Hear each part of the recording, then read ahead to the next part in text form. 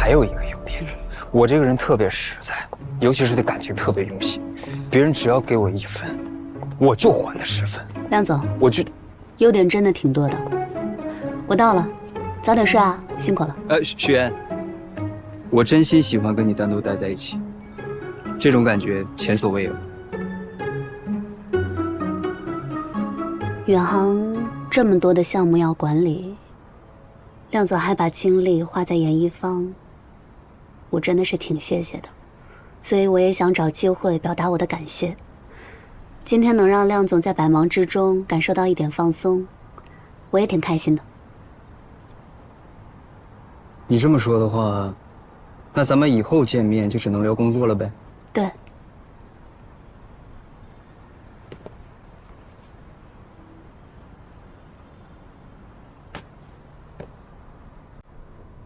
啊，你不用防着我，我是一个纯粹的单身汉。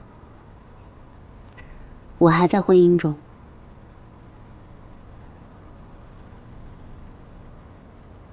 可我觉得你跟沈浩明之间有很大的问题，这点你也清楚。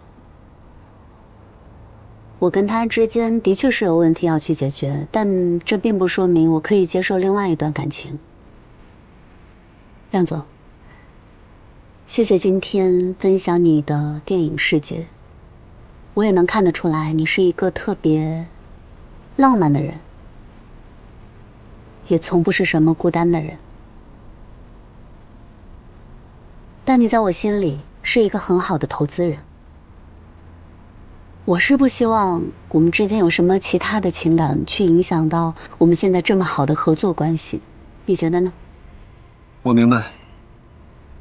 如果一个女人拒绝一个男人的话，说明这个男人做的还不够好。我听你的建议，我先用心做好投资人。我相信，生意上建立的信任和理解，会给你带来更真实的感受。好的，我走了。妍妍，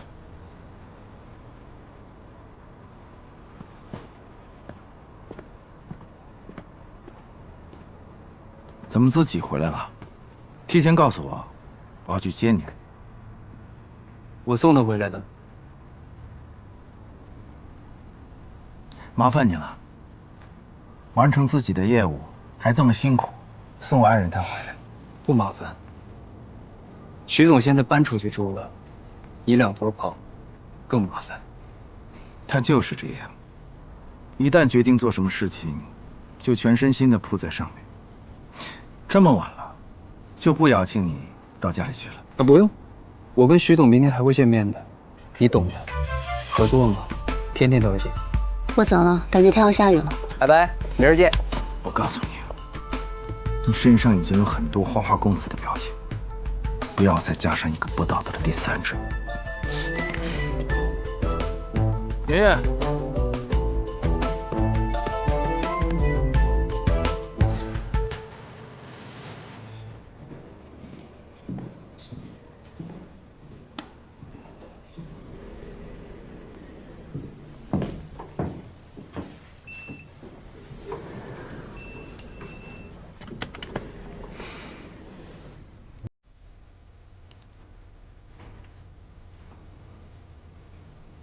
你有事吗？其实今天我挺高兴的。跟我有关系吗？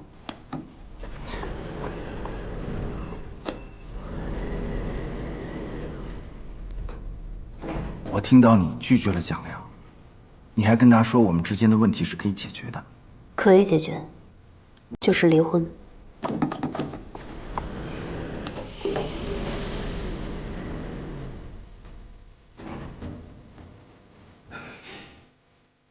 沈浩明，我们这段婚姻本来开始的就不体面，只是各取所需。我现在只想你跟我能好聚好散。你不用担心，我答应了你的爸妈，我会把舆情降到最低，我的承诺我会做到的。现在我只希望我们第2次能够顺顺利利的拿到离婚证，请你配合。接着追着许岩来到了电梯，准备跟着上去，没想到却被许岩拦在外面。我听到你拒绝了蒋亮，你还跟他说我们之间的问题是可以解决的。可以解决，就是离婚。说完，许岩就要关上电梯，可沈浩明却笑眯眯地打开了。此刻的许岩很是无奈，他很是平静地表示，两人之间婚姻本来就开始的不体面，只是各取所需。现在他只想好聚好散，而且自己会尽力将事情的影响降到最低，只希望能顺顺利利拿到离婚证。听完这话的沈浩明瞬间愣在了原地，他没有想到许岩是如此的决绝，可还是不死心按着电梯不放。把手拿开。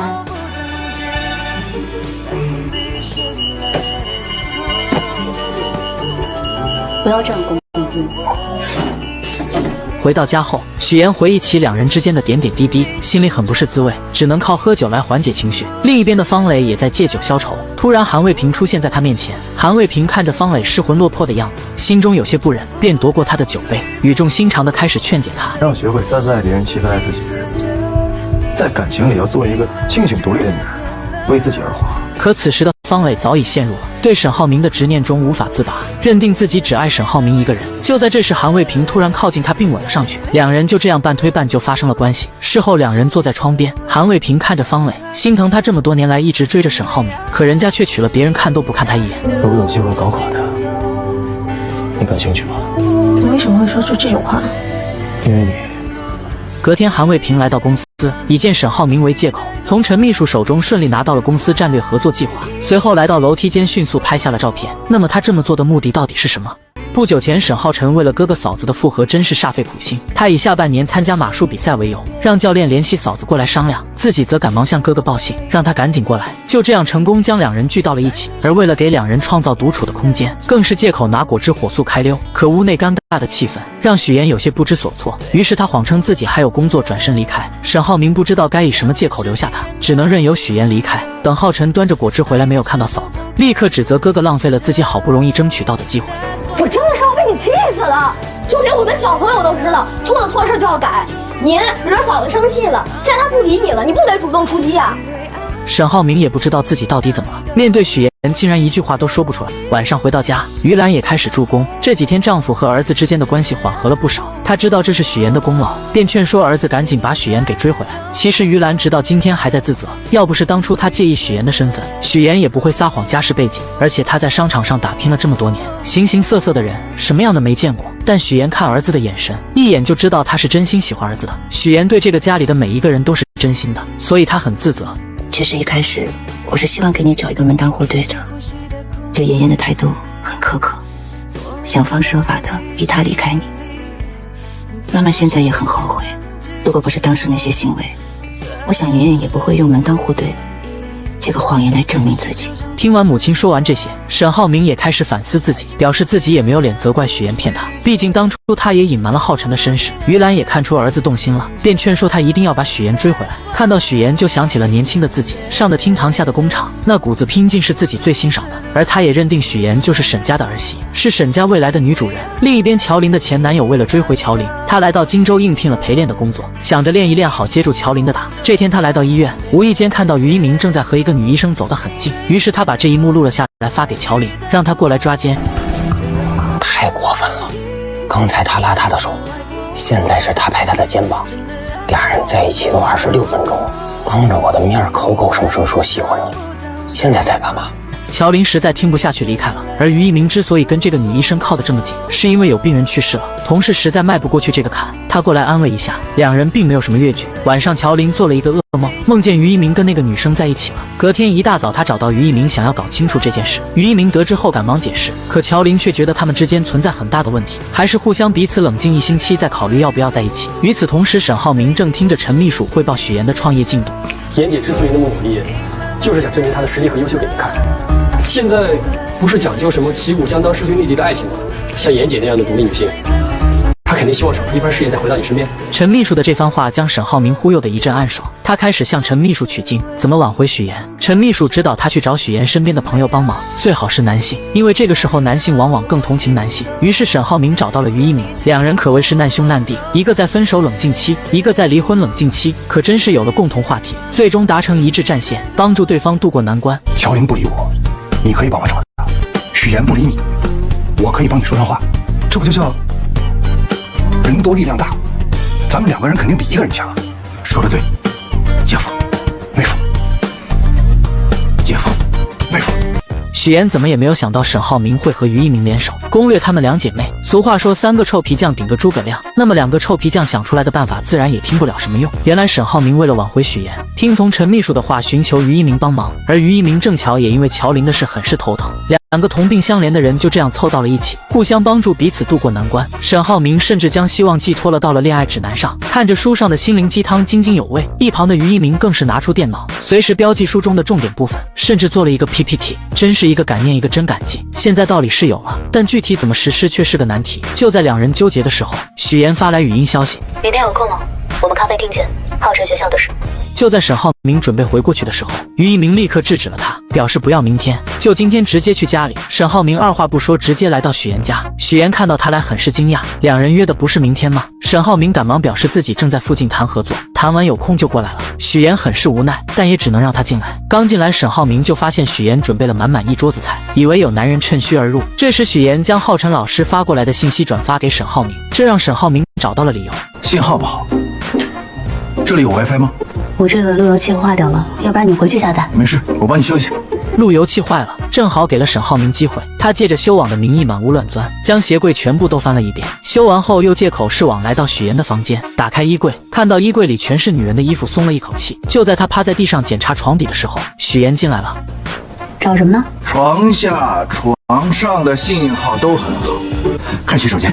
这番操作让许岩有些疑惑，可沈浩明为了搞清楚许岩请客的人是男是女，便又借着换窗帘磨磨蹭蹭直到晚上，但许岩丝毫没有留他吃饭的意思。就在他准备离开的时候，门铃突然响了。终于来了。你说什么？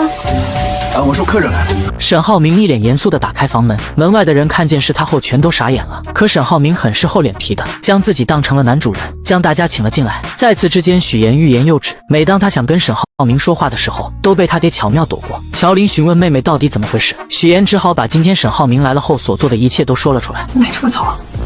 行，成全他。哎，别管了，看我的。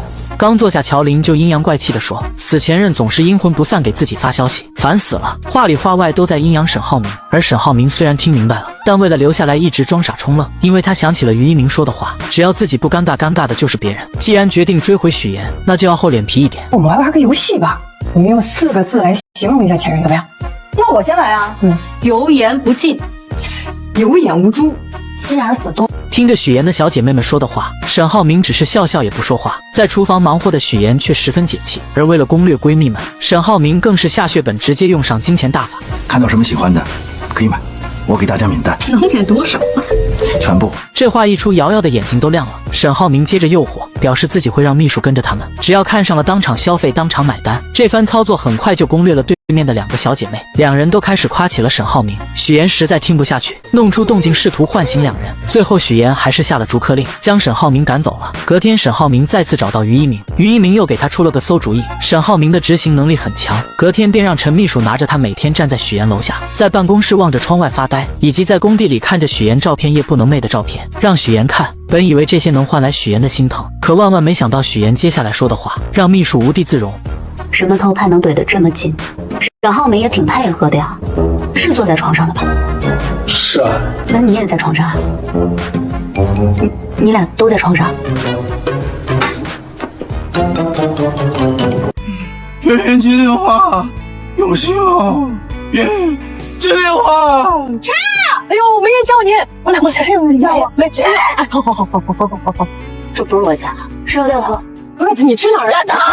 万万没有想到沈浩明有一天也会变成这样。不久前，沈浩明为了挽回许岩，使用了各种办法，可他和于一鸣想尽了各种办法，都没有让许岩心动。这天他在看朋友圈的时候，无意间看到许岩发的在电影陈列馆打卡照片，下面有蒋亮的点赞，于是他点开了蒋亮的朋友圈，看到了那张跟许岩同样地址的照片，还有暧昧的话语，瞬间上头。隔天便找人将电影馆里的东西全部都买了下来，不给蒋亮留下任何美好的回忆。这个操作可把蒋亮给气炸了。就在这时，沈浩明打来电话，将蒋亮约到了咖啡厅。情敌见面分外眼红，蒋亮因为电影馆的事很是生气，上来就给了沈浩明一个下马威。他表示自己是许岩的合作伙伴，沈浩明就是有钱也接近不了许岩，不像自己作为投资人可以天天陪在许岩身边，许岩的每一步发展他都在场。然而沈浩明听完后并没有气急败坏，直接发下狠话，表示只要自己和许岩没有离婚，那他蒋亮就是第三者。我绝对不会放过第三者。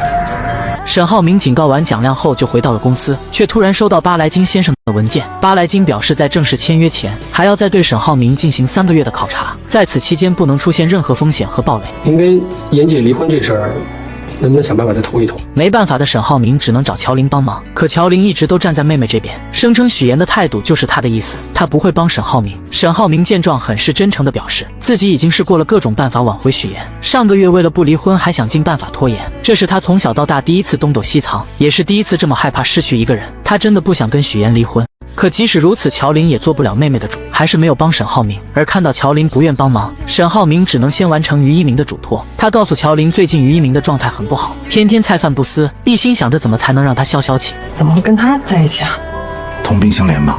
我是真没想到你能跟于明待在一块儿啊！像那个倒数第一跟倒数第二互相帮忙，你也是真没辙了呀。最终乔林还是心软了，透露许妍明天会在公司假扮，但蒋亮也会在。沈浩明听完后整个人都不好，隔天买好甜品来到了公司，之后便赖着不走，盯着两人不让他俩有任何的亲密接触，甚至在蒋亮发表自己的观点时，上前直接反驳了他的观念。在经营公司上，沈浩明比蒋亮强的不止一点。蒋亮在商界一直都是个花花公子，靠着他姐姐一步一步走到今天，所以他的有些观念还是不如沈浩明。此刻的许妍也没有闹脾气，而是专心听着沈浩明传授的经商之道。最后一个建议，将来无论是我、蒋总，或者是更高阶的人给到你建议，你可以监听，但是千万不要轻信。最终的决策是自己的判断力。我知道，知道就好。看到许妍认真听取了自己的建议，沈浩明很是得意地坐在沙发上，还给了蒋亮投去了一个挑衅的眼神。许妍走后，两人之间的火药味十足。晚上，于一鸣再次找到乔林，这次的他准备很是充分，买了许多彩妆送给乔林，还做了攻略，一一跟乔林介绍化妆品的用处和适合他的口红。乔林听着他的介绍很是惊讶，没想到于一鸣会去了解这些。因为你喜欢，这样以后我们就有更多的共同话题，你也不会嫌弃我。这番话彻底感动了乔林，两人终于化解了之前的矛盾，在一起了。日子看似平静，背地里却暗流涌动。沈家的对手翟总为了不让巴莱金和沈浩明合作，派商业间谍调查沈浩明和许妍离婚或者感情破裂的证据。3番5次的失败后，将所有的希望放到了沈浩明的律师韩卫东身上。不管你用什么方法，方雷也好，你在律师圈的人脉也好，3个月之内必须拿到他们离婚或者感情破裂的证据。记住，千万不要让你干爹失望。如果这2条路都行不通，严一方也是另一个办法。但许妍的严一房在蒋亮的投资下，越来越步入正轨，设计出了许多好看的款式。许妍忍不住将这些喜悦全部都分享给了姥姥，甚至还给姥姥做了几身衣服。姥姥，您仔细看啊，我们这衣服上面全都是纯手工的，您肯定懂，一针一线，这都是非遗文化。许妍与乔林一同出现在姥姥面前，通过视频通话，将严一方精心制作的新款服饰逐一展示给屏幕那端的老人。许妍还特别提到自己亲手为姥姥设计缝制了一套专属服饰，这份心意让视频那头的姥姥笑得合不拢嘴，直称自己是严一方最忠实的满级铁粉。在一片欢声笑语中，姥姥带着满足的笑容结束了通话。然而挂断电话后的许妍心中却泛起了层层涟漪，她深知姥姥总是以笑容掩饰着对她的思念与牵挂，即便心中渴望相聚，也总是担心自己的到来会打扰到孩子们的工作与生活。这份深沉的爱让许妍更加坚定了要在荆州站稳脚跟，为姥姥创造一个温馨舒适的晚年生活环境的决心。命运似乎总爱在不经意间设置考验。正当许妍与团队紧锣密鼓地筹备着新一批成衣的入库工作时，一场突如其来的意外打乱了所有计划。送货车在前往仓库的途中突发故障，停在了半路上。面对即将到来的滞留金罚款和紧迫的时间限制，许妍迅速联系了冠冠，说明了当前的困境。冠冠虽即刻着手安排救援车辆，但修好故障货车至少还需3-4个小时，时间紧迫不容拖延。就在众人焦急等待之时，沈浩明意外地出现在了公司。沈总，这么慌张，是发生什么事了？妍姐出事儿了。她的车坏在半路上了。他仿佛是命运派来的救星，迅速驾驶着一辆备用货车赶到了事故现场。没有过多的言语，沈浩明首先让疲惫不堪的许妍上车休息，自己则毫不犹豫地投入到搬运工作中，将一箱箱成衣从故障车上转移至新车上。许妍坐在车内，透过车窗望着沈浩明忙碌的身影，心中不禁涌起一股暖流。他开始意识到，或许沈浩明对他的感情并未如他所想的那般淡去，他正以自己的方式，默默地尝试着挽回这段曾经的感情。看着沈浩明因劳累而微微喘息的样子，许妍终于按捺不住内心的关怀，拿起水和纸巾走向他。沈浩明接过水一饮而尽，那瞬间的满足与疲惫交织在他的脸上，让许岩的心不由自主地软了下来。他询问许岩为何要亲自参与送货这样繁重的工作，言语间透露出对许岩安危的担忧。第一批货嘛，我不想有任何意外，所以就亲自过来验收，要去看一下下一批货的情况。好。你呢？沈总这么大的公司，自己来帮忙。沈浩明解释到，自己是因为公司团建活动，本想联系陈琳了解情况，却迟迟得不到回应，这才决定亲自前来查看。他强调希望许岩不要因为他的帮助而感到有压力，但许岩的心中却有着自己的坚持。他告诉沈浩明，自己并不介意他的帮助，但更希望的是能够依靠自己的力量，过上自己想要的生活。沈浩明听着许岩的话，眼中闪过一丝复杂的情绪。他承认自己过去确实过于自负，没有充分认识到许岩的独立与坚强，也没有珍惜他给予的支持与帮助。此刻的他只希望许岩能够不再那么辛苦，能够活得更加轻松自在。但许岩却微笑着摇了摇头，他说，追求梦想的道路虽然艰辛，但每当看到自己的努力有所回报，那份满足感与幸福感是任何物质都无法替代的。谈话间，许岩也提到了沈浩明与蒋亮之间的矛盾。他虽然明白两人之间的恩怨，但作为研一方的股东之一，蒋亮提出的许多建议都极具价值，对公司的成长有着不可忽视的贡献。他希望沈浩明能够放下成见，以更加开放的心态去看待蒋亮，共同为公司的发展努力。随着最后一箱成衣被安全地搬上货车，两人一同坐进了驾驶室，踏上了前往仓库的旅程。长时间的劳累让沈浩明不禁靠在了许岩的肩上，车厢内只有轻微的呼吸声和窗外偶尔传来的车流声。许岩静静地坐着，感受着肩上传来的重量，心中五味杂陈。这一刻，他也终于意识到了沈浩明和他之间的感情似乎没有结束。很快，在众人的努力下，研一方的第一批成衣全部售空。研一方的第一批成衣全部售罄。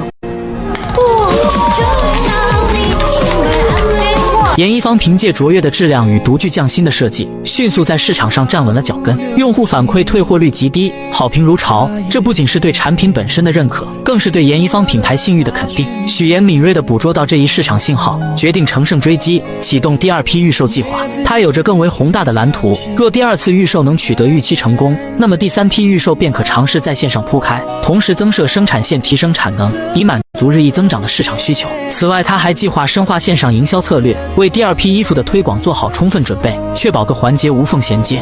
各位，现在我们全力的备战第二批成衣销售，各部门注意工作衔接，保持节奏。加油！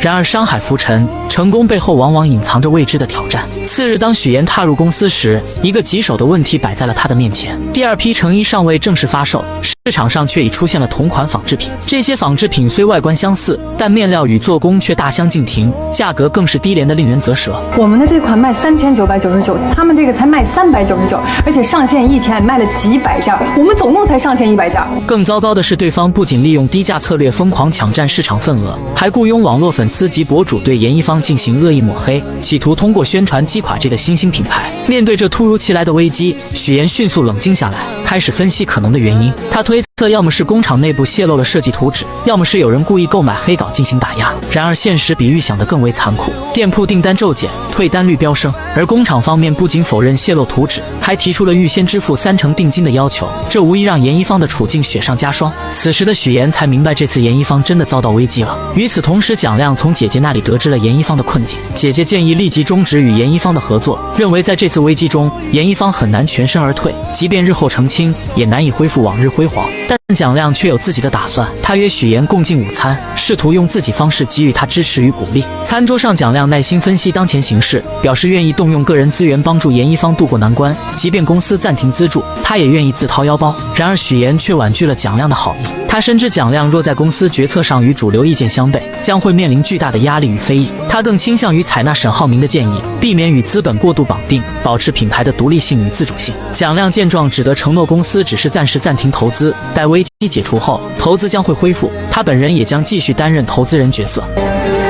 但我觉得这件事情呢，也不是坏事，起码让我知道了我有一个这么好的投资人，有一个这样有情有义的朋友。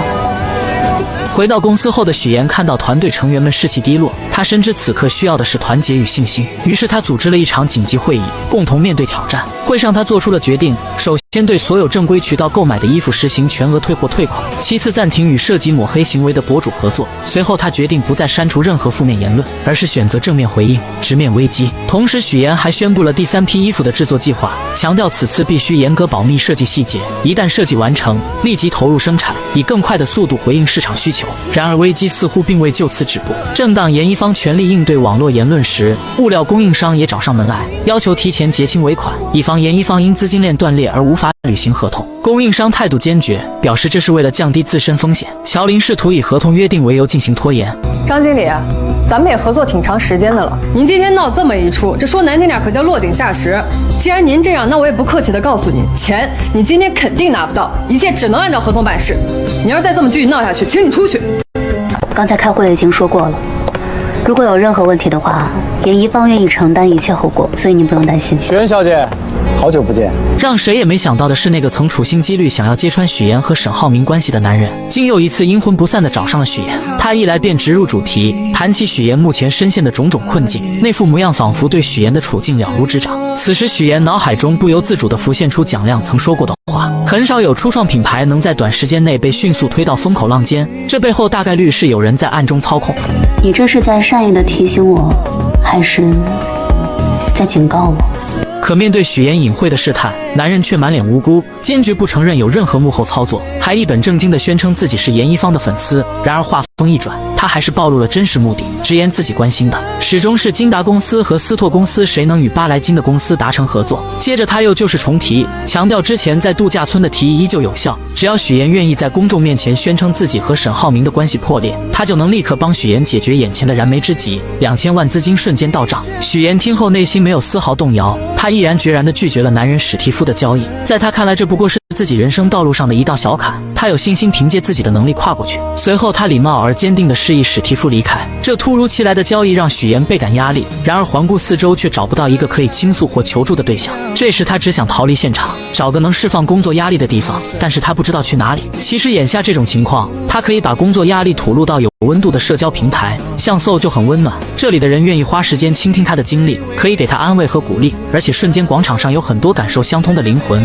有了他们的陪伴，许岩或许就没有那么难受了。想有人陪伴，我推荐 SO。然而命运似乎并不打算轻易放过许岩，一波未平一波又起。严一方刚遭遇外部危机，内部又出了大问题，财务总监突然提出离职，而且态度强硬，声称明天就要走人。许岩顿时慌了神，要知道公司所有的账款往来、供应商对接，可都是这位总监负责的，短时间内根本找不到合适的人来接替。无奈之下，许岩只能搬出合同条款，强调财务属于特殊岗位，必须提前1个月通知离职，以便做好工作交接。可财务总监却不为所动，两人因此在公司里发生了激烈的争执，气氛一度十分紧张。就在这时，林涛意外出现了。他深知财务岗位的重要性，一进来就严肃地指出，必须确保后续工作的连续性和稳定性，移交的材料也必须真实可靠。严总，希望你找一个有经验的人给我交接，否则啊，过时不候。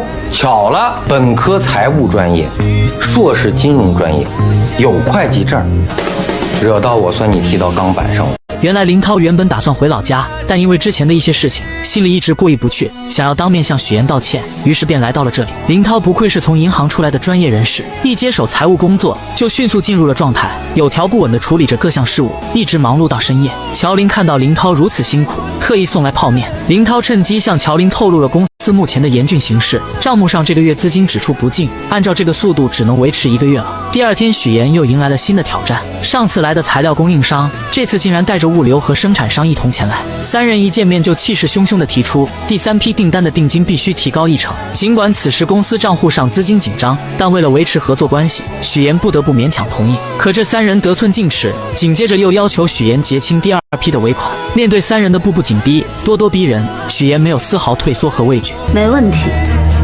但我也有一个要求，一旦你们收到了款项，严一方将永远跟你们停止合作。我知道现在外面传了很多不好的事情，对严一方伤害很大，但那都是故意的抹黑造谣。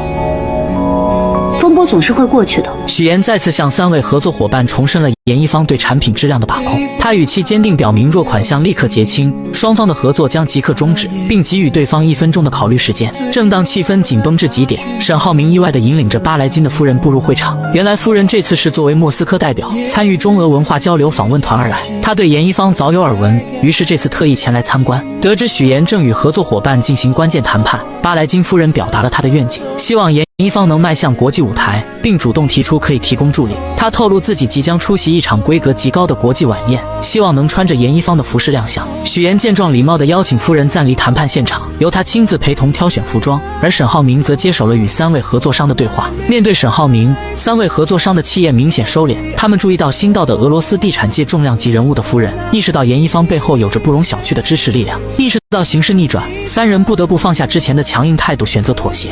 我今天呀，给您下一保证啊，以后徐总的事儿就是我们的事儿，您放心。谢谢。另一边，许岩细心地为巴莱金夫人挑选着礼服，每一件都力求完美匹配夫人的气质与晚宴的庄重。夫人对许岩的品味赞不绝口，同时关切地询问起严一方当前面临的挑战。许岩虽不愿多谈困境，夫人却已从旁侧了解到一些情况，她鼓励许岩坚持下去。回忆起在度假村时许岩对事业的执着与热爱，坚信这些困难不过是暂时的风浪，无法动摇许岩的决心。我会尽我所能渡过难关的。我也会穿着你的衣服走遍全世界的。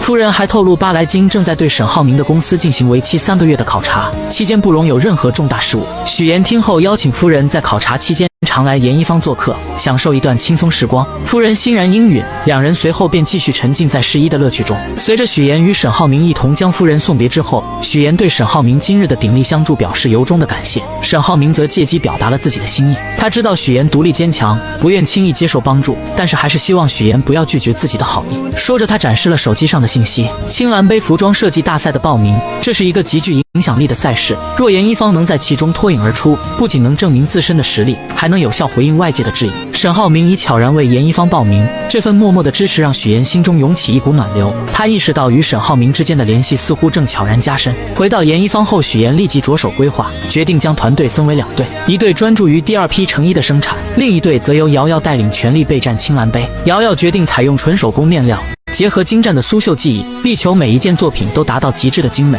无论是实物展示还是照片拍摄，都要展现出严一方的最高水准。经过一番紧张而有序的准备，最终成品在众人面前惊艳亮相。其细腻的工艺与独特的设计赢得了阵阵赞叹，也让大家对即将到来的比赛充满了期待。然而就在一切看似顺风顺水之时，一个突如其来的问题打破了平静。许岩从财务这里得知，公司账目再次出现异常，且此次情况复杂，负责的董总监已离职，使得问题调查陷入僵局。更棘手的是，董总监目前下落不明，无法取得联系，这无疑给本就紧张的局势又添了一层阴霾。上回和董总监一起工作对接的那个林先生，我看他业务能力挺强的，要不我们找他帮帮忙？我知道了，先忙吧。你知道财务总监一直都招不到，财务助理已经忙得晕头转向了，所以他来问我能不能让林涛暂时来顶替一下。因为严一方近期遭遇了财务困境，合适的人选迟迟未能招到，这让许岩倍感压力。经过一番深思熟虑，他决定邀请林涛加入严一方的财务团队。乔林对此表示无异议，他认为当前应以解决公司难题为重，至于于一鸣那边，他会妥善解释。林涛的加入如同为严一方注入了一股新鲜而强劲的血液，他迅速投入到工作中，对缺失款项的部分进行了细致入微的审查。很快他便发现此次涉及款项的公司与之前收据上的一家公司同名，这一发现成为了解决问题的关键。通过进一步比对收据信息，林涛迅速锁定了问题所在，并成功解决了款项缺失的难题。正当林涛准备功成身退离开严一方时，许岩却拦住了他的去路。他得知林涛目前尚无稳定工作，且因来荆州寻找乔林而失去了老家的银行职位。许岩看中了林涛的财务才能，认为他正是严一方目前急需的财务总监人选。他诚恳地邀请林涛正式加入严一方，为公司的财务管理保驾护航。林涛听后心中涌起一股暖流，他深知加入严一方不仅意味着能在荆州站稳脚跟，更能让远在老家的父母安心。于是他欣然接受了许岩的邀请。来，欢迎你加入。欢迎加入。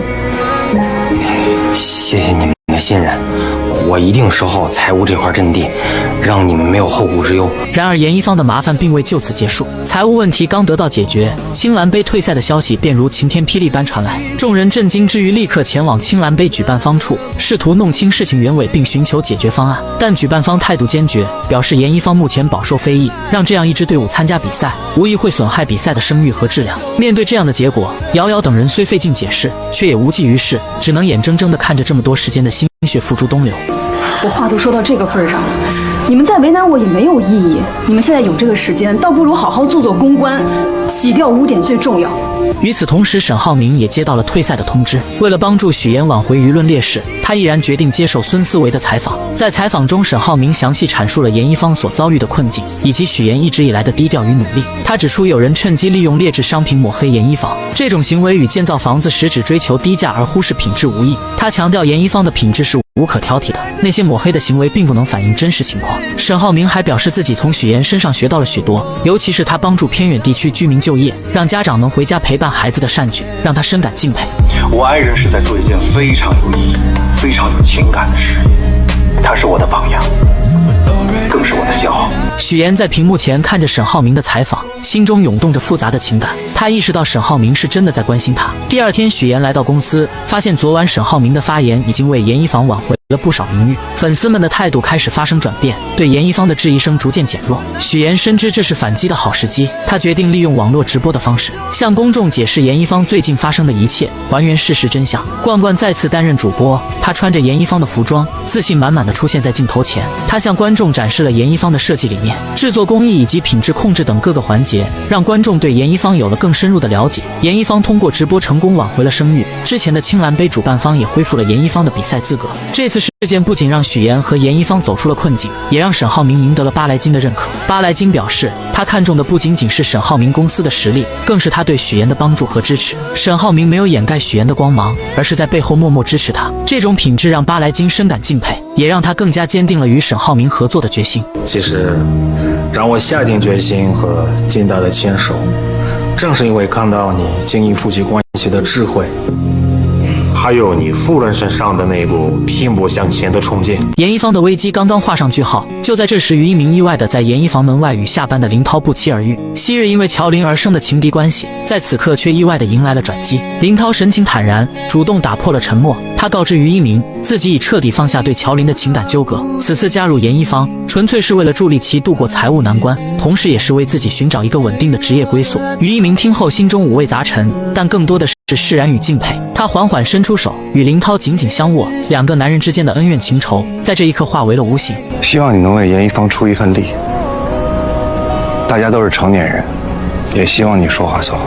恰在此时，乔林从严一方内走出，目睹了这一幕，他心中涌动着感激之情。对于一鸣和林涛能够化解矛盾，他深感欣慰。于一鸣见状，轻声对乔林说，他之所以这么做，是希望他能无忧无虑，不受任何负担的困扰。随着青蓝杯比赛的临近，严一方上下进入了紧张的备战状态。终于，他们的努力得到了回报。严一方凭借着独特的设计理念和精湛的工艺，成功跻身总决赛之列。然而，就在众人沉浸在喜悦之中时，许岩却陷入了深深的思考。他凝视着即将呈现给观众的舞台布置和模特展示，心中总有一种难以言喻的缺失感。尽管一切看似完美无缺，但他总觉得少了些什么，那份能够触动人心、引发共鸣的情感元素。面对即将到来的总决赛，许岩感到前所未有的压力。他环顾四周，也没有人能够帮助他。这时他只想逃离现场，找个能释放压力的地方，但是他不知道去哪里。其实眼下这种情况，他可以把压力吐露到有温度的社交平台，像搜就很温暖，这里的人愿意花时间倾听他的经历，可以给他安慰和鼓励，而且瞬间广场上有很多感受相通的灵魂，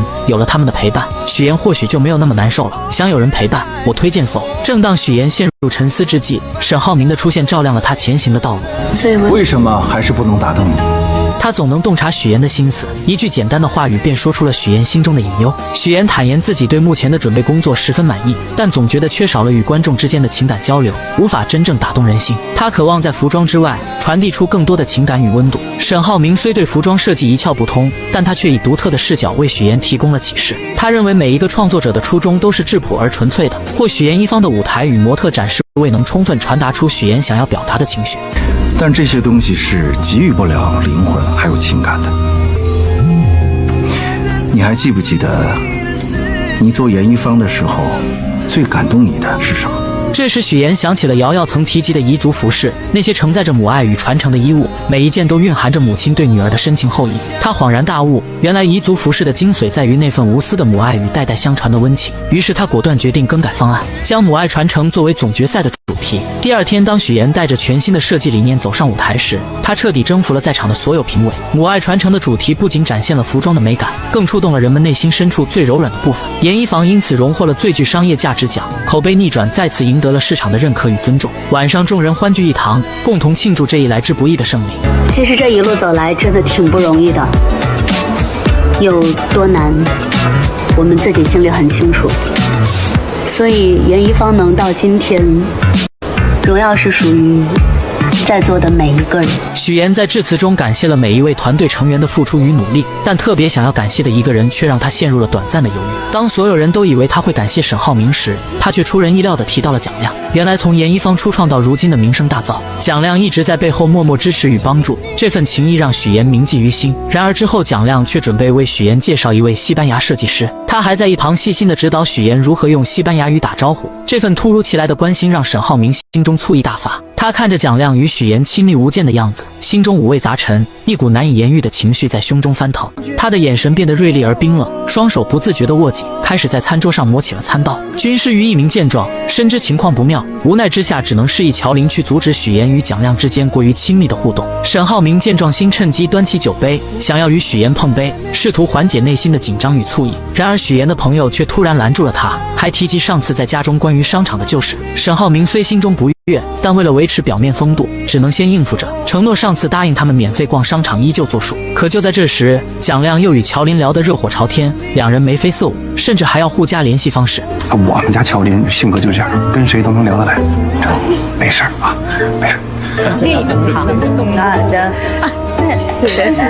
这个蒋亮确实不是个东西啊，控制不了，我得去他。这场景让同病相怜的沈浩明和于一鸣瞬间站在了同一战线。于一鸣赶忙上前拦住蒋亮，表明自己是乔林的男朋友，成功阻止了二人进一步的发展。沈浩明再次试图与许岩碰杯，可许岩又被朋友缠住，众人纷纷向他表示感谢。那杯象征着和解与亲密的酒始终未能如愿喝下。然而就在二人准备碰杯的关键时刻，蒋亮突然提出要玩飞镖游戏，还声称中标的人能获得现金奖励。这一提议瞬间吸引了众人的目光，大家的注意力都转移到了游戏上。蒋亮又提议第一标让许岩先来，许岩考虑到沈浩明的心情，便邀请他一同参与。然而沈浩明看着情敌蒋亮，心中的怒火噌的一下冒了起来，他黑着脸冷冷地表示自己不想玩，可众人却一直劝说许岩赶紧开始游戏，现场气氛一度陷入尴尬。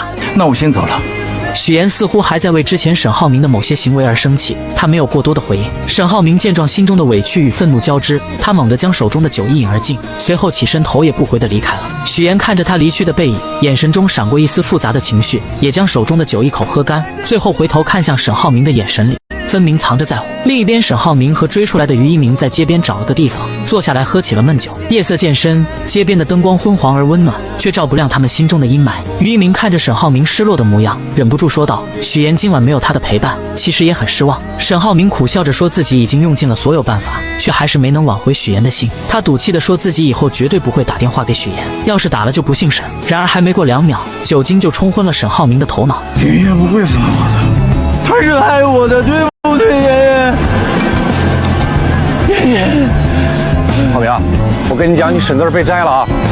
我不要沈字，妍妍，喂，接我电话。与此同时，许岩送走众人后，独自一人在餐厅里喝酒。他强颜欢笑，试图掩盖内心的失落，可那微微泛红的眼眶和偶尔闪过的落寞神情，还是出卖了他的真实情绪。他嘴上说着自己很开心，可心里却空落落的。许岩离开餐厅后，坐车回家，在车上，他突然有一种奇妙的感觉，仿佛沈浩明在远处呼唤着他。当乔林准备送他回家时，许岩却突然说这不是他回家的路，随后让师傅掉头前往城东33号7栋。第二天清晨，阳光透过窗帘的缝隙洒在许岩的脸上，他缓缓睁开眼睛，却发现自己和沈浩明睡在了一起，两人都脱光了衣服。原来昨晚于一鸣送醉酒的沈浩明回家后不久，乔林也扶着同样醉意朦胧的许岩来到了这里。两人脚步踉跄，眼神迷离，都固执地认为这里是自己的家。一进门便你一言我一语地吵了起来，声音越来越大，他们互相指责对方走错地方。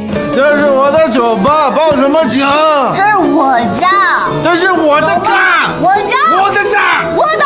然而上一秒还在争吵得面红耳赤的二人，下一秒突然紧紧相拥，如同久别重逢的夫妻，亲密的难舍难分。你好美，老公，我觉得你超美。你终于回家了。你刚才听到我一直在喊你的名字吗？我就知道是你在喊我。这时许妍不经意间发现家里原本挂着的婚纱照不见了，取而代之的是一幅艺术照。沈浩明见状，急忙走到许妍身边，转过身露出后背，得意地表示艺术照上的人就是自己。说着他伸手拿走艺术照，那幅结婚照便完整地展现在二人面前。这一瞬间，二人之间的关系也隐隐有了恢复到从前的迹象。随后他们的目光又被鱼缸中的观赏鱼吸引，两人兴奋地讨论起来，竟异口同声地表示想要把小鱼煎着吃了。可前一秒还在兴致勃勃计划吃鱼的二人，下一秒就突然吻在了一起，热情而炽烈。乔林和于一鸣看到这突如其来又火辣的一幕，无奈地对视一眼，只好将二人送到房间中去，这才有了今天早上这令人意外又惊喜的场景。乔林和于一鸣向二人讲述完昨晚的闹剧后，便以约会为由匆匆离开了，留下许妍和沈浩明二人独自在家。房间里弥漫着一种微妙而尴尬的气氛，为了打破这份沉默，许妍率先开口说自己要去上班，随后便开始四处寻找昨天落下的包。就在许妍准备离开时，沈浩明突然一个箭步上前，拦住了他的去路，顺势将他壁咚在墙上，眼神中满是深情与渴望，想要吻上去。然而就在这千钧一发之际，门外传来了脚步声，原来是沈浩明的妈妈来了。无奈之下，二人只能暂时停下，强装镇定，脸上却都带着一丝未消的红晕。等到外面没有动静，以为妈妈已经离开的二人，又一次想要继续拥吻。好想走了。走了。我还没走哦。可就在这时，妈妈突然又折返回来，手里还提着早餐。二人瞬间愣住，场面尴尬到了极点。沈浩明灵机一动，赶忙解释说他们在锻炼。妈妈看着二人这模样，心中已然明白沈浩明成功追回了许妍，脸上露出了欣慰的笑容。吃饭时，妈妈提起沈浩辰成功晋级马术比赛，想要邀请朋友来家中做客，希望许妍能够帮助策划。许妍欣然同意后，便说自己要去公司拿文件，准备先离开。妈妈也趁机让沈浩明赶紧送许妍。终于许妍再次坐上了沈浩明的奔驰大 G。在回去的路上，两人都不说话。沈浩明觉得气氛很是尴尬，便打开了车上的音乐。怎料刚打开，第一首歌竟然是婚礼进行曲，真是音乐都在助攻两人。奈何沈浩明就是不争气，由原来的好命歌转换成嘴硬歌，当着许妍的面就是不说自己的真心话。为了缓解尴尬的气氛，许妍说起最近的研衣房终于步入正轨，终于回到以前正常的样子，自己也打算做更多的传统织染工艺的衣服。沈浩明也谈到自己与巴莱金的合作马上达成，接着邀请许妍和巴莱金夫妇共进晚餐。许妍很是爽快地答应了。不知道那个巴莱金先生喜欢喝果酒还是洋酒？行，我多备点。听完这些话的许妍想起昨晚的事情，说了句还要喝酒吗？此时的沈浩明还没有反应过来，一本正经说酒是个很好的东西，可以拉近大家之间的距离，提升好感。刚说完他就反应过来，让许妍明天不要喝了。我可以喝。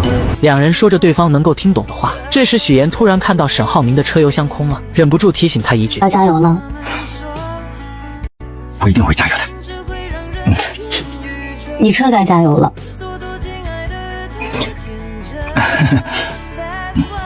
回到公司后，许妍在大家口中得知，自从他们在服装大赛获得奖项后，之前找麻烦的工厂也都保证继续合作。这件事情让他深刻意识到，只有自己变得强大了，才会被世界微笑对待。于是他让大家忙完这阵先回去休息，整装待发。然而就在这时，门外来了一个男人自称是古北镇经济服务中心的负责人张丰玉，此次前来就是想让研一方宣传一下他们那里的非遗技术草木染。没想到正与许妍接下来的计划不谋而合，双方立即达成了合作。隔天许妍将自己打扮一番，然后戴上婚戒，哼着小曲去参加聚会。可他刚下车就接到了史蒂夫的电话。史蒂夫为了挑唆许妍和沈浩明的关系，将巴莱金对沈浩明有3个月的考察时间说了出来，甚至表示沈浩明之所以帮研一房，就是为了稳住许妍不离婚，达成与巴莱金的合作。许妍听完后想起索菲亚给自己说的话，心中开始动摇，再加上史蒂夫的挑唆，据我所知，今天这个饭局就是为了让巴莱金夫妇相信你们是模范夫妻，感情稳定。他还买了营销号，准备在饭店附近偷拍你们俩，发些恋爱小通稿做全套。唉，如果沈浩明搞定了巴莱金的合作，他进董事会也就8、9不离10了，没准还1时4秒。说完了吗？差不多了。我只是想提醒你，在生意场上，凡事还是要多一层考虑的。许妍虽然对此很是怀疑，但她还是换上一副笑脸走了进去。这一次她并没有坐在沈浩明身边，而沈浩明也发现了她的变化。他他拿出了精心准备的礼物，感谢二人对严一方的帮助。巴莱金夫妇也微笑着回应，还提起了外面关于许岩和沈浩明离婚的传言。他们看着二人如今亲密的模样，认为那些传言应该不是真的。我的确是要感谢我老公，他在背后默默地帮我做了很多事情，甚至有一些都是我不知道的。然而，当许岩和沈浩明送走巴莱金夫妇后，气氛瞬间变得凝重起来。许岩放开了沈浩明的胳膊，眼神中带着一丝冷漠。他说自己已经帮忙演完了这场戏，二人各自的目的都已经达到了。沈浩明却急忙解释，承认之前的行为确实有在别人面前展示二人关系密切的意图，但今天他是真心想要展示二人之间真实的感情。这段时间他们所经历的一切，所产生的感情都是真实的。就在这时，许岩提起了拍照的事情，沈浩明立刻意识到问题的严重性，他迅速发消息让陈琳前来。不一会儿，陈琳带着那个拍照的人出现了。沈浩明一脸严肃地说自己并不知道这个人想要干什么，他不会请这么笨的人来拍照。此时二人都清楚，有人想要对付沈浩明的公司，而幕后黑手还隐藏在黑暗之中，不知何时会再次出手。这不是我应该操心的事情，而是你。人情我已经还了，祝你接下来的合作一切顺利。随后许岩便转身准备离开。许岩看着沈浩明，心中五味杂陈，他觉得自己一直都没有看清沈浩明到底是一个怎样的人。以后你想帮我，我会大方接受的。你和我之间的关系就保持各取所需就好，做不了夫妻就当朋友。保重。在公司里，沈浩明可谓焦头烂额。一方面，他和许岩之间闹了矛盾，关系陷入僵局；另一方面，公司里堆积如山的事务也让他分身乏术，根本无暇顾及其他。就在他深陷这些烦恼，心情低落至极点的时候，陈琳适时地提出了一个建议：去外面放松放松。陈琳说起古北镇正在举办民俗节，那里有扎染、草木染等传统工艺可以了解体验，说不定能让他的心情好起来。原本还愁眉不展的沈浩明听到这个消息后，瞬间眼睛一亮，态度来了个180度大转变。帮我处理一下公司的事，这几天我出差。另一边的许岩也从乔林那里得知了一个消息，张主任又一次发出了前往古北镇的邀请。许岩于是打算等手头这一批方案完成后，把业务交给乔林等人负责，自己则借着这个机会去古北镇放松一番，顺便了解一下草木染等传统工艺。然而当许岩满怀期待地来到古北镇时，沈浩明早已在这里安顿下来好些天了。他不仅当起了船夫，还拥有了一辆属于自己的小电驴，在古镇里穿梭自如，仿佛已经完全融入了这里的生活。在主任的安排下，许岩开始了对古北镇文化和风景的探索之旅。为了让许岩之后能更深入地了解染布工艺，主任带着他一路游览，随后准备将他带到居住的地方。就在这时，许岩不经意间瞥见了一个熟悉的背影，那人正是前来拿走自己定制的龙舌兰风筝的沈浩明。许岩一时间有些恍惚，不确定眼前这个人到底是不是自己认识的那个沈浩明。还没等他反应过来，主任已经带着他来到了住处，还贴心地给他配备了一台小电驴。第二天，有了小电驴的许岩也开始了他在古北镇的自由之旅。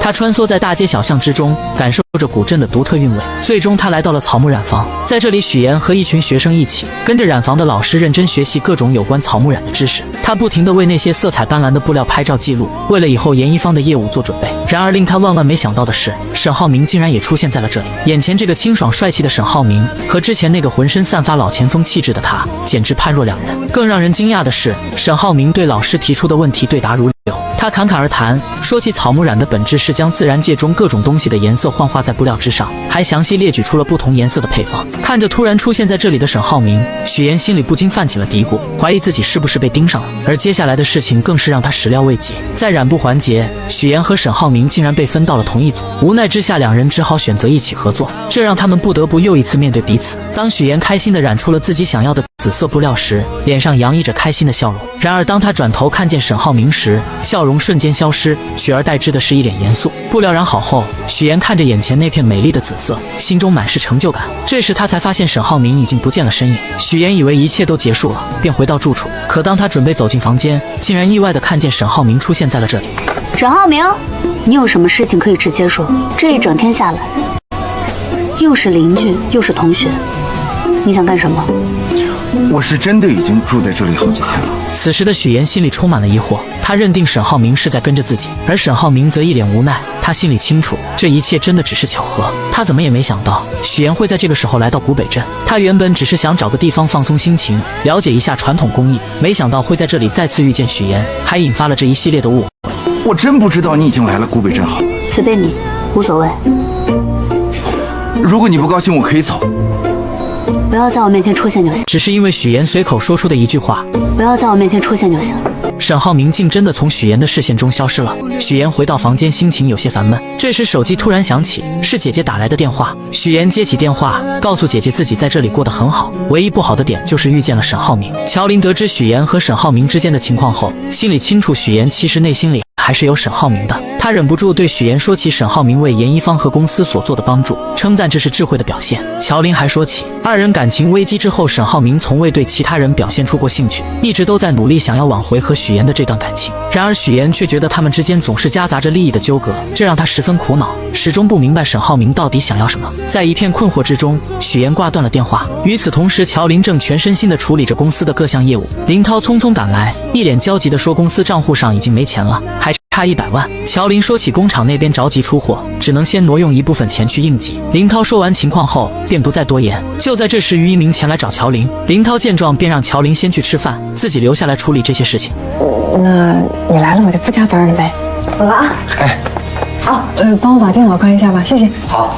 然而林涛之后那转变的眼神，让人隐隐感觉到他似乎有着什么不为人知的打算，仿佛即将走上一条黑化的道路。另一边，许岩发现隔壁房间的沈浩明已经退房，住进了一对甜蜜的小情侣。去上课的时候也没有看到沈浩明的身影，心思早已不在染布上的许岩，不知不觉来到了第一次遇见沈浩明的风筝店。他站在店里，目光被那些五彩斑斓的风筝吸引，便向老板问起龙舌兰风筝的事情。从老板口中，他得知那个定制龙舌兰风筝的人果然就是沈浩明。老板还告诉他，这古北镇上面的各种设施都有金达集团的参与，而且很多年前就已经开始了。沈浩明也来这里学会了制作风筝，之后便前去学习草木染了。此时的许岩才恍然大悟，原来沈浩明真的没有欺骗自己，二人之间的相遇真的是巧合。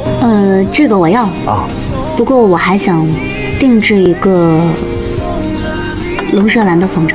然而此时的沈浩明却独自住在湖边的房车里。自从许岩说出不想见到他后，他只能选择离开，默默地躲着许岩。他向陈琳倾诉自己真正来到古北镇的原因，原来是因为得知许岩要开设草木染系列，自己这次前来就是为了深入了解这个事情。之前许岩因为巴莱金的事情生气，他只能默默地去做这些准备。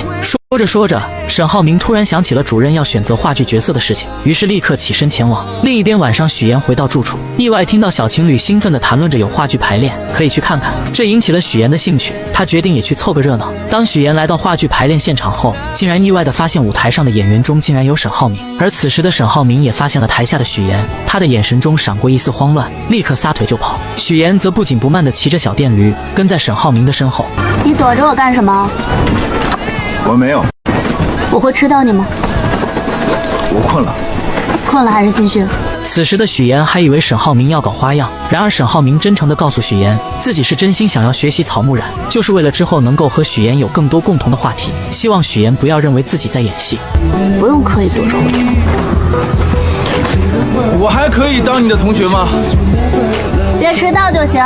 从那之后，二人又一次成为了同学。他们不仅一起骑着小电驴在古镇里游玩，还一起参观更多的染布技术，彼此之间的距离也在不知不觉中拉近。然而就在他们参观的时候，一幅精美的布料图片出现在众人面前，大家都被那绚丽的色彩和细腻的纹理所吸引，纷纷询问制作这块布料的师傅。可得到的消息却让人有些失望，原来制作这个布料的古北镇师傅3年前就不做蜡染了。就在大家都感到惋惜的时候，沈浩明突然想起自己认识这位师傅。这个出大师，我倒是认识。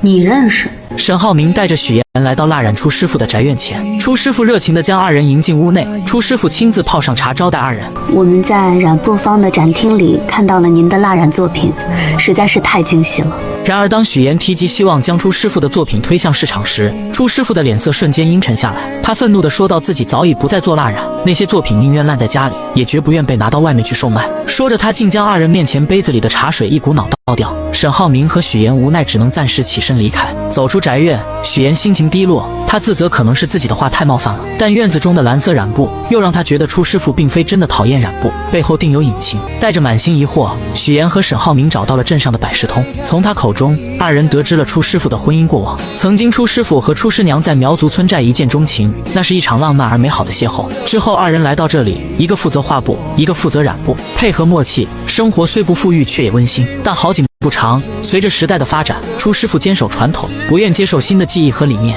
而出师娘则觉得初师傅固步自封，挣不到钱没出息，矛盾逐渐积累，终于二人分道扬镳。许岩这才恍然大悟，初师傅不肯再做蜡染，或许是因为那段失败的婚姻，让他失去了继续创作的动力。那蓝色的染布里藏着他对过去的眷恋与伤痛。另一边，公司里的乔林因贷款的事情忙得焦头烂额，最终还是病倒了，感冒咳嗽不断。林涛看着生病的乔林，打算叫于一鸣过来帮忙，乔林却觉得这只是小事，不用麻烦别人。随后林涛为了缓解资金压力，按照严一方的规模，贷款或许能缓解公司的危机。说着这些后，他拿出体温计给乔林量体温，发现他发烧后，立刻拉着他去开药，然后送他回家休息。做完这一切之后，林涛返回公司帮乔林取手机。就在这时，于一鸣的电话打了过来，林涛将之前发生的事情一五一十地告诉了于一鸣，二人约定在乔林家楼下见面。于一鸣赶到后接过手机，向林涛表示感谢，便匆匆上楼照顾乔林。而林涛站在楼下，脸上闪过一丝复杂的神情，让人隐隐觉得他即将走上一条黑化的道路。第二天，许岩和沈浩明再次来到初师傅的门前，